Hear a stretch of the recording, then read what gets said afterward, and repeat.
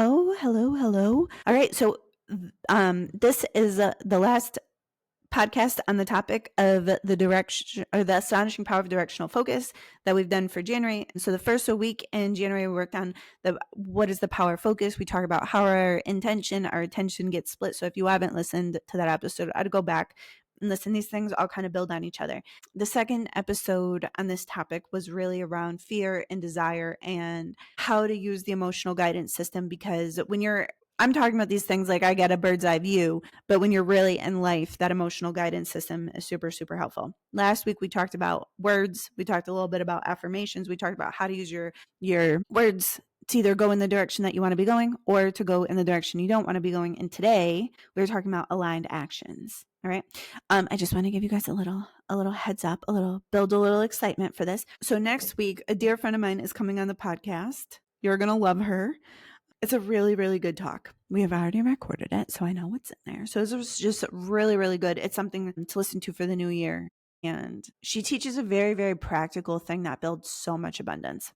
Anyways, all right. So today we're going to talk about aligned actions. All right. Again, we're building on the topic of directional focus. And so when we're thinking about the intention that we're trying to create, the manifestation we're manifesting, the money that's coming in, the business that we're building, the dinner that we're cooking, whatever it is that we're doing, there are actions that are in the direction of the thing that we're going. And then there are actions that we could take that are in the opposite direction or in a totally different direction. And the thing that gets the most confusing about this is when the direction that you want to be going is in one direction, but there's also a avoidance for a fear that comes up. And I want to just point out that those two things get confusing because avoiding a fear can feel like moving in the direction that you're going, but they're not the same. All right. So let's just say, you know what? I'm going to give you an example. At one point, I talked to a lady who was having some financial trouble in a sales position, and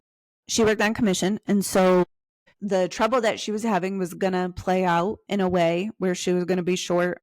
She was going to have a shortness of money for at least a month. Right. And so she had a full day to take action. And she combed through her transactions and she found $75 worth of stuff per month that she could cancel. Some of that she used on a regular basis. So she spent the day doing her best to avoid scarcity. But what was also available to spend with that entire day was to go shake the trees and make some money. So she spent the day getting her money right, combing her transactions. And I'm not criticizing her. I just want to point this out because it's so easy. It's so easy especially when you're freaked out, to move into that, what am I avoiding? So that avoidant state, that resistant state. When I was like, if she had spent the day shaking the trees, making phone calls, sending out postcards, I don't know, however she does her sales, doing the sales activities, she very likely could have really hurried up to get out of this mess. But instead, she used the time and energy that she had. She took action. So she put words, she put time, she put energy, she put thought, she put so much oomph into just avoiding scarcity, but all she was actually really doing was creating more scarcity. So when you're thinking about the intention that you're wanting to create or to manifest, and you're thinking about just now, by this point, you should be aware of the counter intentions or the fears that are coming up.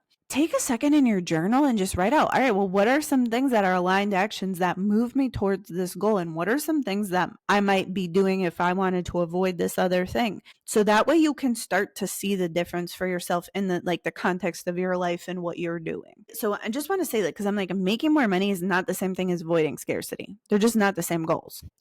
Getting in great shape is also not the same goal as losing weight.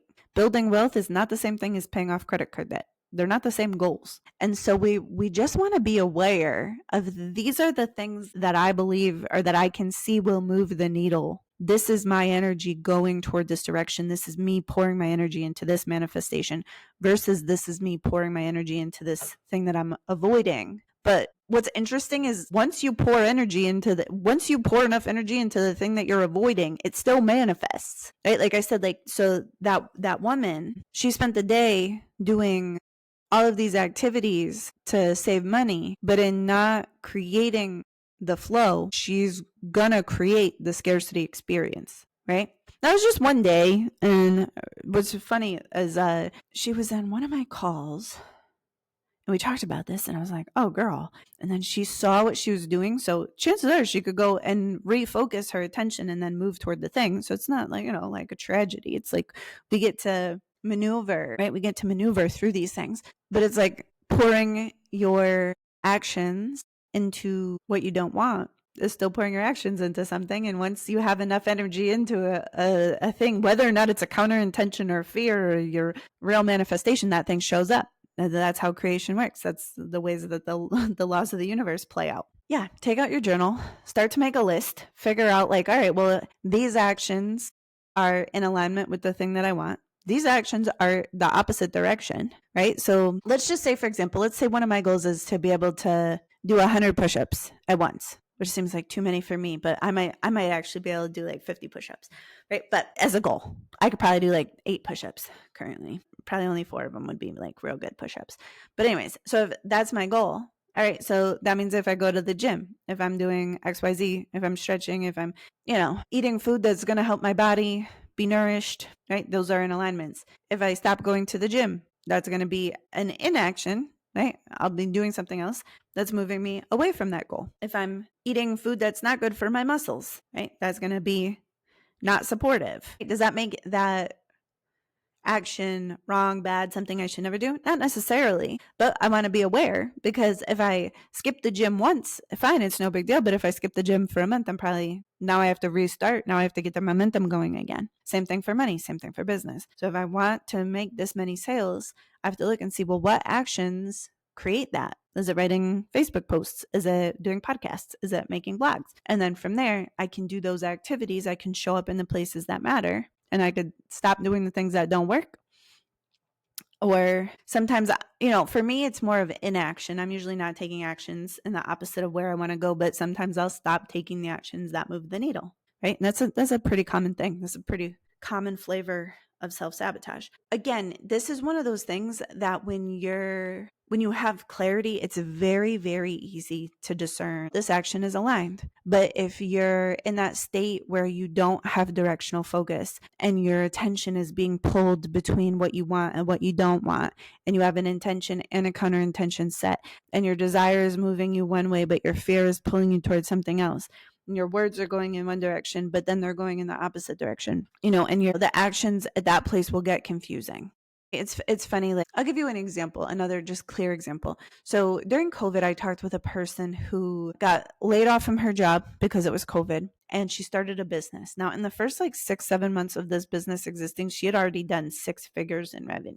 That's no small task to come out the gate 6 figures in 7 months for a brand new business, for a brand new business owner, right? That was a big deal. That's a huge indication of success, that more success was possible. Now, she wasn't even the one that was afraid, but her spouse was afraid. Her spouse saw the loss of the health benefits, saw the loss of whatever else. And so he was encouraging her to go back and get a job. She was spending half of her time working on her business and half of her time looking for a job that she didn't want. So she was splitting her actions. She was splitting her time. She was splitting her energy. Now, half of that was going in the direction that she wanted to go, and she was already having a huge amount of success, but half of it was going in a direction she didn't want to go and was resistant and felt bad, right? And so that split slows down the success of her business. As you can very practically see it. This isn't like super woo. If you're spending half of your time doing something else, you're only going to move half as fast as you could, right? And there was, and then we add into like, there's like a self-betrayal aspect of spending 20 hours a week doing something you don't want to do to accommodate someone else's fears.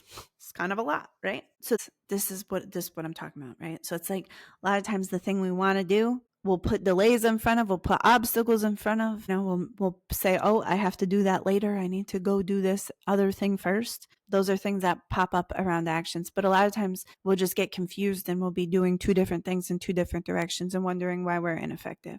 All right. So I hope that gave you some clarity around this. Again, we go real deep on that in the Astonishing Power of Directional Focus workshop. You can find the link in the show notes. And so make sure you're here next week for my special guest. And actually, I have a couple other guests coming up. So we're going to be having some guests on the show. All right. So I love you so much. And I will talk to you next week with my special friend. And then we'll pick a new topic for February.